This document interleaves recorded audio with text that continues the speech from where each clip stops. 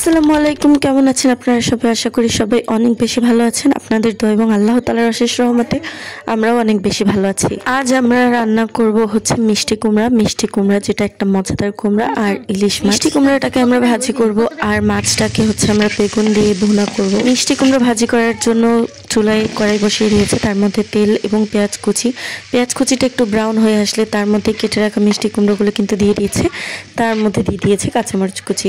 অনেকেই মিষ্টি কুমড়া খেতে পছন্দ করে না, কিন্তু এইভাবে একবার অবশ্যই ভাজি করে দেখবেন, খুবই ভালো লাগে। কারণ অনেকে রান্না করা মিষ্টি কুমড়া পছন্দ করে না, তারা ভাজিটা খেয়ে একবার ট্রাই করতে পারেন, অনেক ভালো লাগবে আশা করি। আমরা কড়াইয়ে তেল দিয়ে দিলাম আর দিয়ে দিলাম কেটে রাখা বেগুনগুলো। এই বেগুনগুলোকে আমরা একটু ভেজে নেব রান্না করার আগে, আর দিয়ে দিয়েছে একটু লবণ। এবার মনের মতো করে বেগুনগুলোকে ভেজে নেব, একদম ভেজে নরম করে ফেলবো না, কারণ এগুলো হচ্ছে আমরা রান্না করব। আর ভাজা বেগুন আমার কাছে সেদ্ধ বেগুন অথবা পোড়া বেগুনের থেকে বেশি ভালো লাগে, তাই একটু হালকা ভাজা দিয়ে রান্না করলে এটা অনেক বেশি সুস্বাদু লাগবে। বলুন তো এটা কি মাছ ভেজে নিচ্ছি আমরা? হ্যাঁ, আমি তো আগেই বলেছি এটা ইলিশ মাছ, কিন্তু চোখটা ভালোভাবে খেয়াল করুন, এটা ইলিশ মাছ না। আপনারা কমেন্টে দেখে কে বলতে পারেন যে এটা কি মাছ। যাই হোক, এটার ঘ্রাণ এবং স্বাদ ইলিশ মাছের মতোই।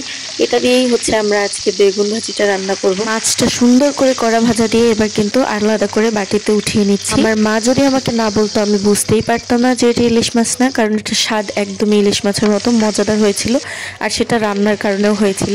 তারপর তেলের মধ্যে দিয়ে দিয়েছে পেঁয়াজ কুচি, কাঁচামরিচ কুচি এবং ভালোভাবে এটাকে নেড়ে চেড়ে ব্রাউন করে নিচ্ছে। তার মধ্যে দিয়ে দিয়েছে পরিমাণ মতো ঝোল এবং লবণ, হলুদ মরিচ দিয়ে দিচ্ছে। এবার এটাকে ভালোভাবে কষিয়ে নিবে, অনেক সুন্দর করে কিন্তু কষিয়ে নিতে হবে।